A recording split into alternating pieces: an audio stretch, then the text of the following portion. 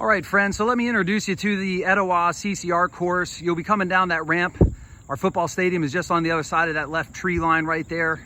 And this will be the start line that I'm standing at. So as I turn around here, you'll see that there's a short little strip of grass.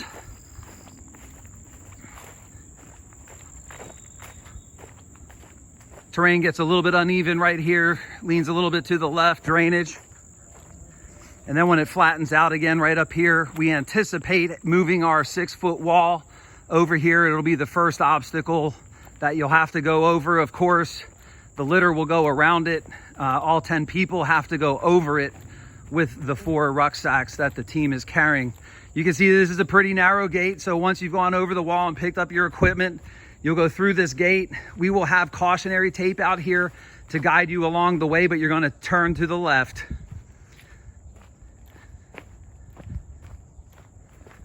We'll come out here again in the next 2 weeks before the competition to make sure that we've kind of cleaned this trail up, but we were out here today cleaning it up and it looks pretty good. So hopefully a storm doesn't come through here and knock things down. You might not be able to tell, but I'm kind of walking downhill a little bit, not very deep slope. Probably 3 people could be abreast right here. You're going to turn to the right. And coming into view here is what I would call a 4-way intersection. Again, we will have cautionary tape and signs that are going to guide you to the right.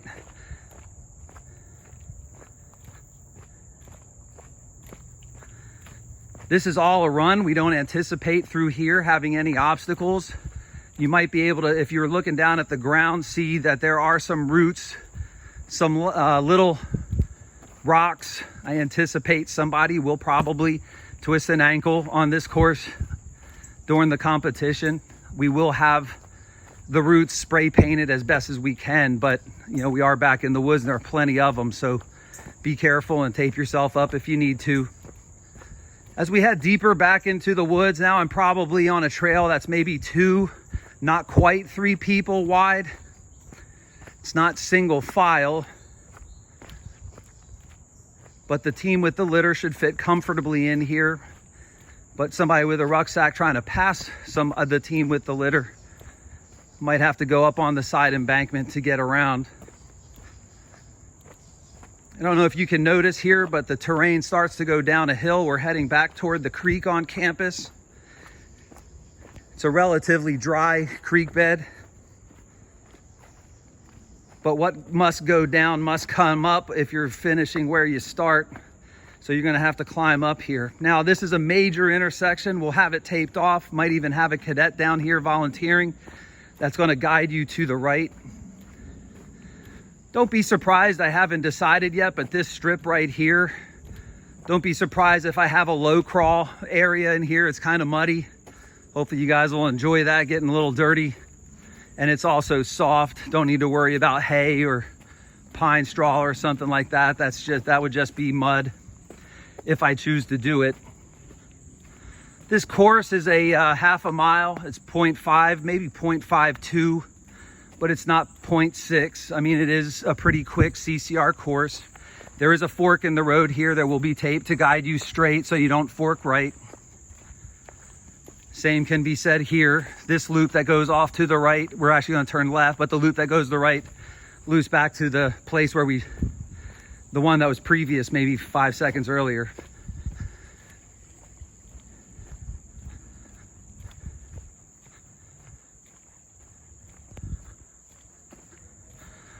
All right, so we finally have made it back to the creek. The first time you go over it, there's a wooden bridge. You can see the creek. It's, as I said, it's pretty dry. There actually is the old creek bed right here. I don't care if you go around on the left. If you come up the pebbles, I'm going to step on this black pipe and cross. You can do that, whatever you have to do to navigate over that. I'm going to pause here for just a second because you can see that there's a down tree here. You can see the massive root structure on the left, and you can see the trunk of the tree, actually 2 of them side by side right there. We're going to have this marked on the left and the right hand side with paint. You have to go over or under the tree, your choice, and stay within the painted part. What you cannot do, but might be tempted to want to, is you can't run around it. I'm going to do that just for the sake of time. But what you can't do is what I'm doing right here. You have to go over these two trees or under, however you decide to do that. So again, there they are. It's just a natural obstacle. Your choice on how you navigate it. So once you get through those two trees, we're going to run down here along the creek bed. Obviously staying on the trail. The trail will be very clearly marked. It's not a very difficult trail to follow. You can see that there's plenty of vegetation on the left and the right. And again, for the most part, this is probably 2.5 to 3 runners abreast if they wanted to.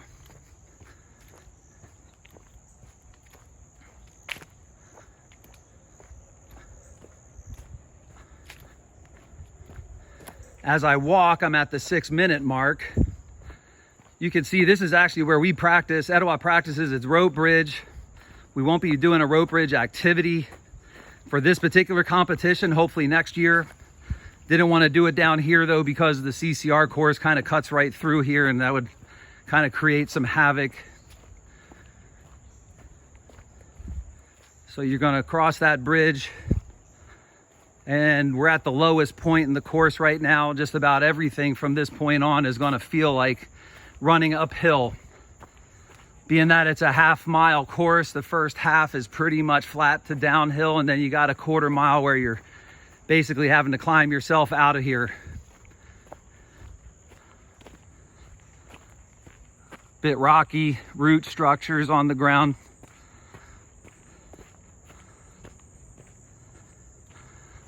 You'll run through this tunnel of love.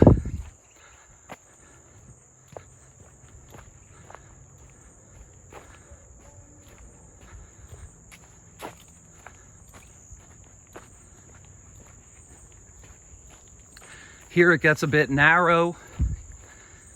You would not be able to get more than 2 side by side here. And in fact, you're probably looking at a single file trying to get through here. If you have 4 people on a ruck, or excuse me, on the stretcher, they'll be able to get through here side by side. But I'm not so sure I'd try getting 2 abreast through here carrying rucksacks.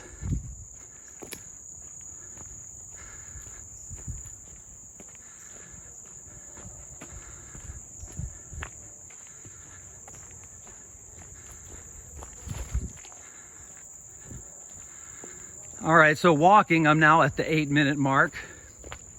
And I found myself back to this major intersection where before you were coming down at the start, you were coming down here and heading that way. What I'm gonna do though, is we're gonna have you going this way to continue on the course.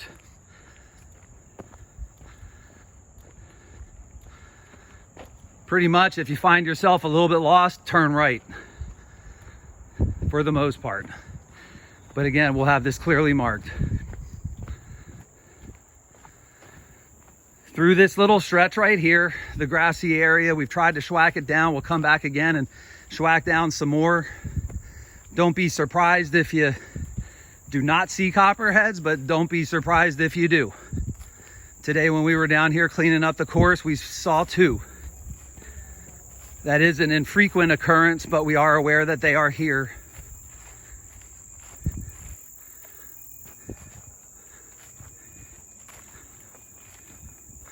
Hopefully, if we don't bother them, they won't bother us.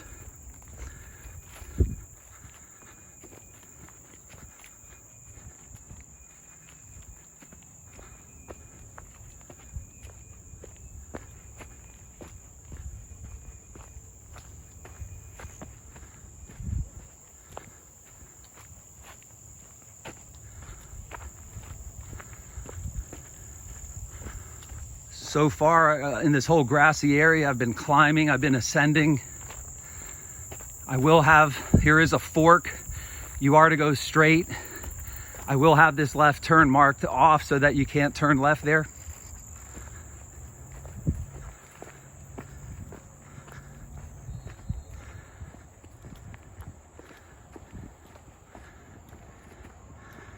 And as I'm walking this course, I'm coming up on the 10-minute mark. But you know, I'm not running. Of course, I'm also not having to go over 6-foot walls and carry weight. But I'd be a little surprised if anybody was out here for more than 10 minutes on this course. This part of the course right here is really nice. Could probably be 4 wide right through here. We're getting close to the end.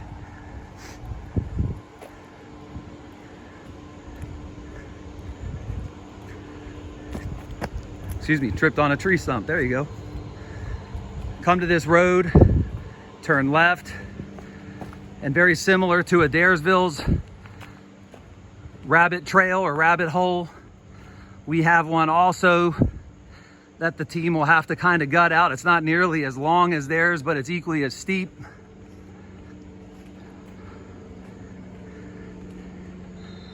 And when you get to the top and you enter the clearing,